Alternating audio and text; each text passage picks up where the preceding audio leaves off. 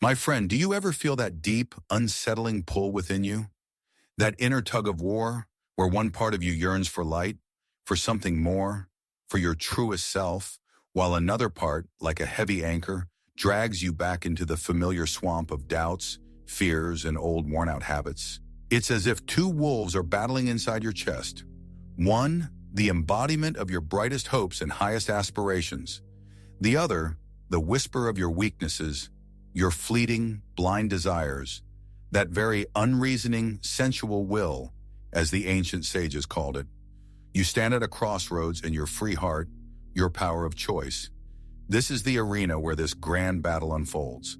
On one side, the quiet yet insistent voice of your conscience, the call of your higher self, an echo of divine will, pointing the way to true happiness and self-realization.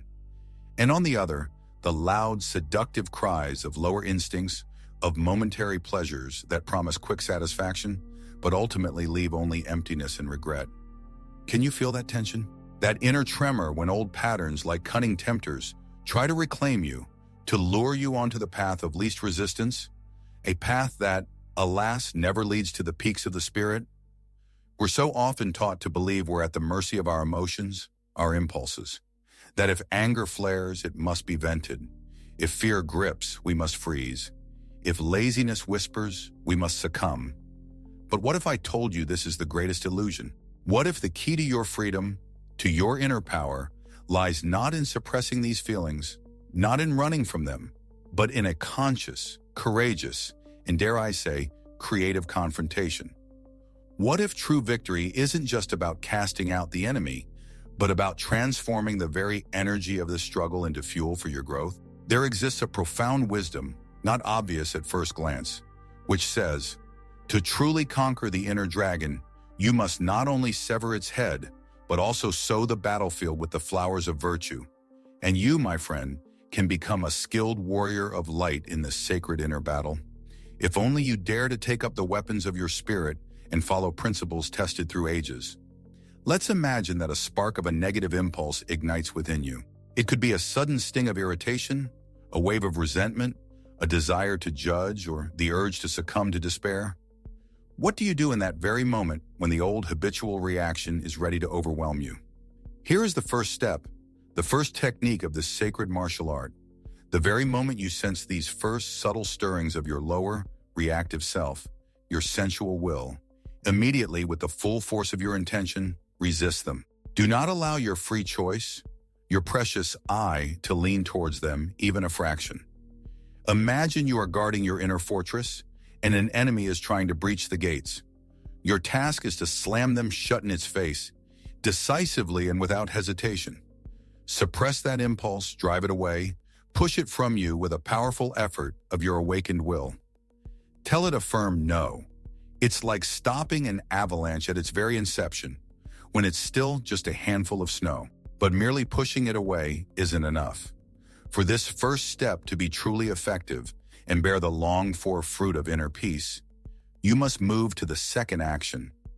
Hasten to kindle in your soul, in your entire being, a deep, conscious aversion to these destructive movements.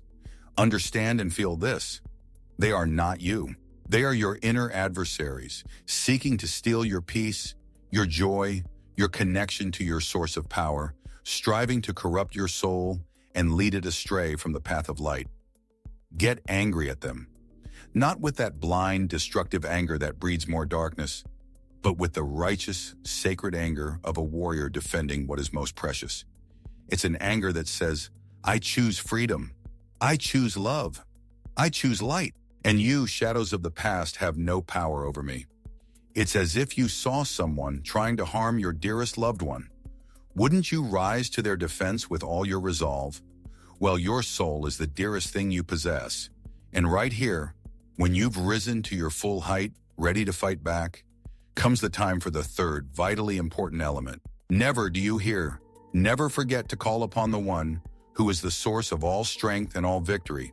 Your higher power, the divine, God as you understand him, or that deep wellspring of spirit within. Call for help, for protection from these dark whisperings, for the strengthening of your goodwill, your luminous intention. For without this connection to the highest, without this flow of grace, all our human efforts can prove futile. Acknowledge your need for the support, open your heart, and help will come. It's like a mountaineer ascending a peak, knowing they are secured by a reliable rope, connected to something unshakable. These three interactions, a decisive no, component placement, a sacred aversion to the destructive, and a fervent call for help, if sincerely reproduced in your soul, will every single time, without exception, grant you victory over negative impulses. You will feel the storm subside, the tension ease, and silence reign in your soul.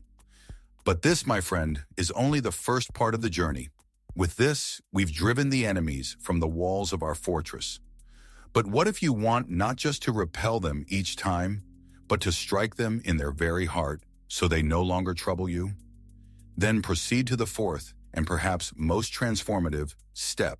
As soon as the storm has settled, if it's appropriate and possible, do something directly opposite to what that passionate, negative impulse was urging you to do. And if you can, make a resolution to always act this way in similar situations. This is true spiritual alchemy. This is not just defense, it's the active creation of a new reality within yourself. It is this final action, repeated time and again, that can completely free you from the recurrence of those very attacks that have tormented you for so long. Let's explore this with a real-life example to make it clearer. Suppose someone offends you. It doesn't matter if it's a big deal or a minor slight, but their words or actions have cut you to the quick. And now a weight begins to rise within you. First, a slight displeasure, then irritation, and behind it, venomous thoughts of revenge, of how to pay them back in kind and with interest. Sound familiar? In that very instant, pay attention. Become aware of what's happening. Understand that these murky currents of emotion and thought want to drag you down a path of destruction, not creation, and immediately assume the stance of a warrior of light. First, cut off these movements. Don't let them penetrate deeper into your being. Under no circumstances allow your mind, your will, to side with them, to justify them, to consider them righteous anger. No, this will be your first act of resisting them. You're essentially saying, stop, you go no further. But they are cunning, these inner enemies. They don't vanish immediately. They lie in wait, lurking at the threshold of your consciousness, ready for a new assault. Therefore, and second, awaken within yourself that sacred aversion to them as to enemies of your soul's peace. Get angry at this offense, at this desire for revenge, at this inner turmoil, not at the person, but at the destructive program itself within you. Feel how it poisons you, drains your strength, steals your joy. Arouse within yourself a sense of spiritual self-preservation until you can sincerely say with the psalmist, I hate and abhor lying, but I love your law. I have hated them with perfect hatred. I count them my enemies. This will be a powerful blow to them, and they will retreat further, but they won't disappear completely yet. Then third, immediately call out to your higher power, to your deepest self, to the source of light. O God, make speed to save me. O Lord, make haste to help me. And do not cease calling until you feel that not a trace of these hostile movements remains, until a deep, unshakable peace settles in your soul. This is like washing your soul with pure living water. And now when peace is restored, when you once again feel like the master of your inner house, perform the fourth alchemical action. Do something kind for the person who offended you. Something that demonstrates your peacefulness, your goodwill. It could be a friendly word, an unexpected favor, a prayer for their well-being. Even if they don't see it or know about it, it doesn't matter. What matters is what happens inside you. This will be the fulfillment of ancient wisdom. Depart from evil and do good. It is precisely such actions, opposite to the impulse of passion, that lead to the formation of a new habit, to the birth of a virtue that displaces the old, destructive pattern. This is striking the enemy in its very heart, its annihilation, and its transformation into ashes from which a beautiful flower will grow. Try to ensure that such actions are preceded, accompanied, or concluded by a deep inner resolve that would make similar passionate outbursts impossible forever. For instance, in the case of an offense, You might reflect and realize that perhaps you yourself are imperfect in some way, that this situation is a lesson for your humility. And then you might even cultivate within yourself an astonishing desire, not to avoid offenses, but to accept them as bitter yet healing medicine, as an opportunity for growth. This is a very high level, but it is worth striving for. In other cases, strive to arouse and establish within yourself other corresponding positive feelings and dispositions. This is the main goal of the unseen warfare, to expel passion from the heart and to enthrone in its place the opposing virtue. Let's delve deeper into the most secret corners of your being, where these inner storms are born. The ancient wise ones spoke of three wellsprings, three great rivers flowing in our soul: the thinking power, the desiring power, and the insensitive or reactive power. Due to our inner imperfection, due to the distortions introduced into our nature, each of these powers can give rise to its own specific unrighteous thoughts and movements. First is the power of your mind, your thoughts. When it is distorted, it gives birth to thoughts of ingratitude towards life, towards the divine, towards others. Grumbling, forgetfulness of all that is bright and good, spiritual ignorance, inability to distinguish the true from the false, and even all sorts of blasphemous thoughts. How do we conquer them? By using the same 4 steps. Strive each time to restore and affirm in your heart their opposing good feelings and states. Instead of disbelief, cultivate unwavering faith in a higher justice and love. Instead of grumbling, cultivate sincere gratitude for all you have, and even for trials, for they are our best teachers. Instead of forgetfulness of the higher, practice constant, deep remembrance of the omnipresent and all-sustaining presence. Instead of spiritual ignorance, nourish your mind with clear contemplation of saving truths. Study wisdom, reflect. Instead of poor judgment, train your senses in distinguishing good from evil. Listen to your intuition. Instead of blasphemous thoughts, fill your consciousness with praise and glorification of all that is divine. The second great river is the power of your desires, your aspirations. When it is misdirected, it gives birth to thoughts of love, of pleasure, hedonism, love of fame, vainglory, and love of money, attachment to material wealth. All these are different facets of self-gratification, of egoism, which seeks to subordinate everything to itself. How can this powerful energy be transformed? Instead of love of pleasure, practice moderation, temperance, fasting, conscious self-limitation in what harms you. Instead of love of fame, cultivate humility, joy in serving others, a desire to be useful rather than famous. Instead of love of money, learn to be content with little, to appreciate what you have, develop generosity and non-attachment, a love for a simple life.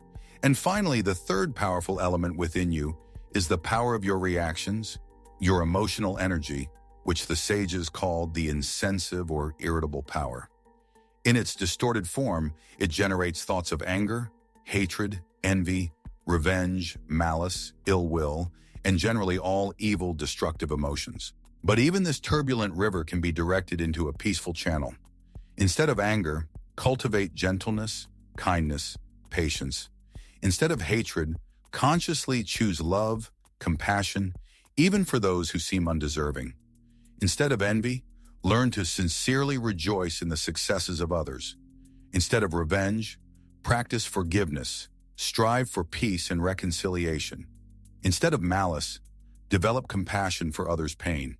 Instead of ill will, cultivate benevolence, sincerely wish well to all living beings. If you consciously work on these 3 areas, if you adorn your mental power with constant attention to the higher, with prayer and knowledge of divine truths, if you direct your desiring power towards complete self-renunciation and detachment from all self-gratification, and if you transform your reactive power with all-conquering love, then believe me, the light of your mind will never be dimmed, and all these negative thoughts simply will not be able to find a place in your heart. They will be like shadows vanishing at sunrise. Imagine that every morning, every evening, and even in brief moments of silence during the day, you consciously evoke these luminous feelings and dispositions within yourself.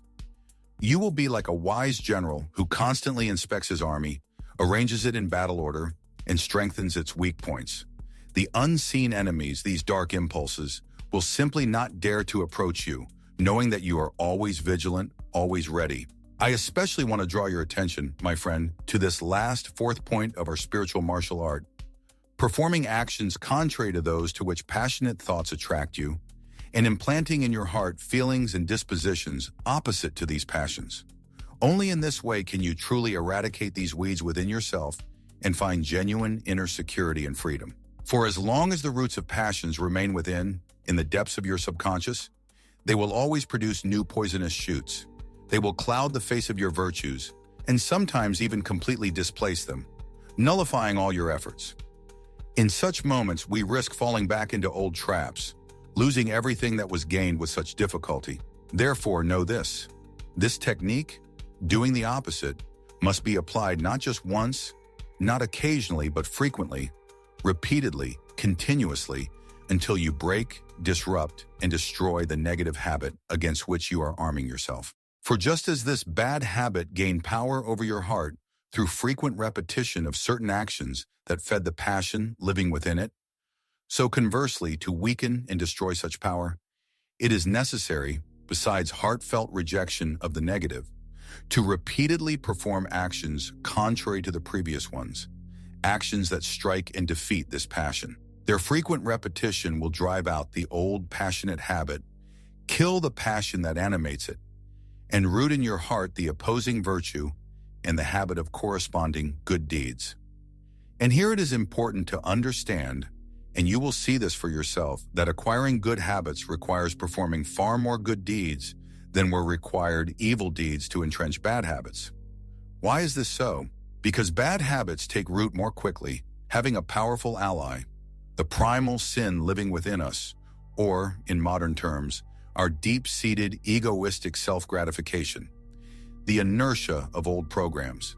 Therefore, no matter how difficult and impracticable these actions, contrary to your passion, may seem to you at first, whether due to the still weakness of your goodwill or due to the fierce resistance of your passionate nature, accustomed to indulgence, do not under any circumstances abandon them. By all means, compel yourself, force yourself to do them.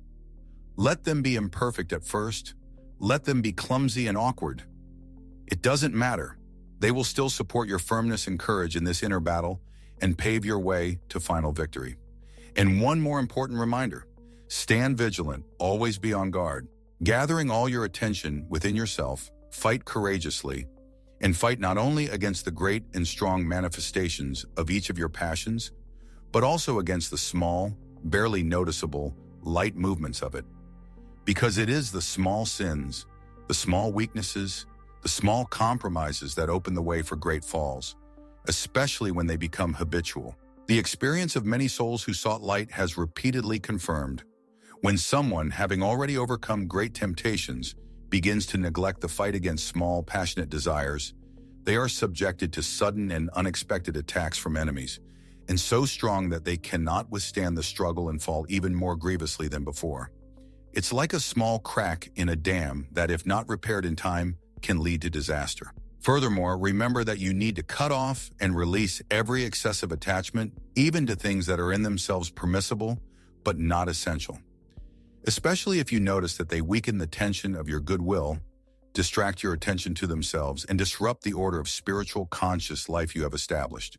These could be excessive entertainments, empty conversations, unnecessary acquaintances, overindulgence in food or sleep, aimless scrolling on the internet. You will gain much good from such reasonable self-restraint. You will prepare yourself to conquer yourself in everything else, become stronger and more experienced in the fight against temptations, avoid many snares that the enemy of humankind skillfully lays even on seemingly harmless paths.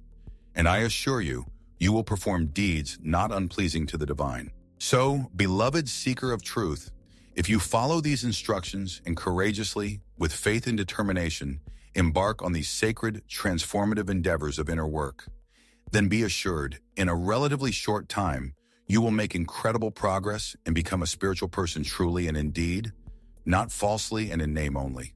Your life will be filled with new meaning, light, and joy. But know this, and it is the cornerstone of this entire edifice. Conscious self-restraint and self-discipline are an indispensable, non-negotiable law here. It excludes any self-indulgence, any coddling of yourself, even when it comes to spiritual practices. If you mix in a search for only pleasant sensations, if you choose from the spiritual arsenal only what is easy and pleasurable, then you will spoil your entire work. You will labor, but you will not receive true fruit. You will get only an empty blossom, beautiful illusions, but you will not be truly and firmly established in anything spiritual. It will seem that you have something spiritual, but in reality, it will not be so.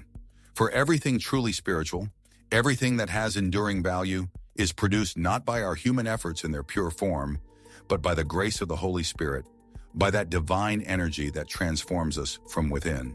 And this grace, this life-giving power, settles only in those who have dared to transcend their ego, their lower desires, who have passed through the crucible of challenges and voluntary conscious deprivations without any self-pity.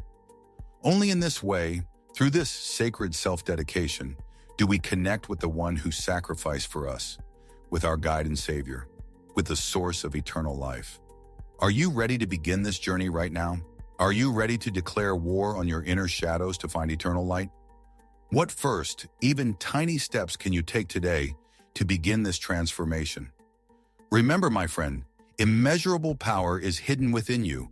Awaken it, and may your path be that of a warrior of light, a path of joy, a path of love, and a path of ultimate victory.